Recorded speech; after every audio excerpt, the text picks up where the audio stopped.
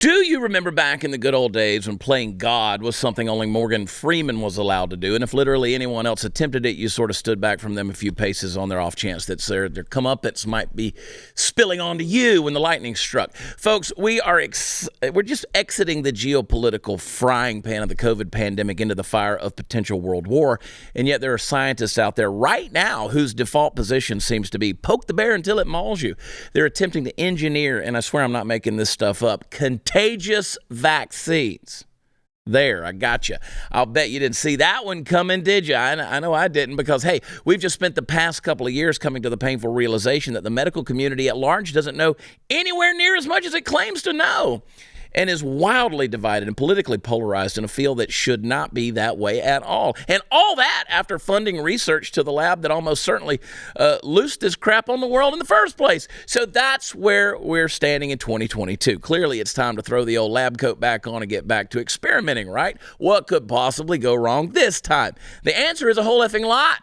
The story about this is what scientists want to engineer a way to make vaccines contagious among animals. That's where it starts. And that's the way it gets spread out to them in the wild. And then hopefully the diseases they're carrying don't make their way into the human population as easily. On paper, that sounds great until you consider the risks, that is. Risks like this could offset the balance of death from natural disease in animal populations, leading to overbreeding and the introduction of other diseases. Or how about the possibility that vaccine batches in the wild will quickly evolve back to their original diseased form? Keep up with me now. By the way, lest you should be under the tragic misapprehension that the buck stops with the animals, please understand, this is a foothold into the notion of making vaccines contagious for people like me and you. That's right. If you were one of the millions of people who chose not to get the blah blah vaccine over the past couple of years, you had to know that it was only a matter of time before the people you so deeply offended found a way to get you to get the jab, whether you want it or not. Folks, this whole thing is disturbing on two levels. Listen, number one, it's never a good idea to play God, ever. That doesn't mean that we don't seek medical advances so long as we're willing to follow the rules and work toward them incrementally, not rush to pump out the latest cool idea. And two, the ulterior motive behind this push is so blatantly obvious, it's almost insulting to the intelligence. You really want me to believe that the first time I'm hearing about contagious vaccines just happens to be right after a bunch of people didn't want to take your vaccine? Even if the motive is wrong, but the outcome is right, which seems like a sketchy possibility at best, having a dangerous motive can lead to doing things too quickly, cutting corners and stuff like that.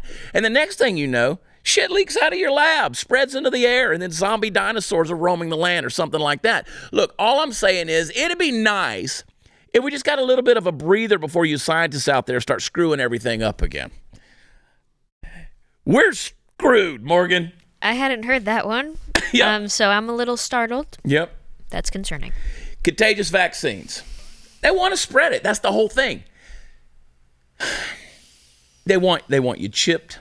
They want you scannable.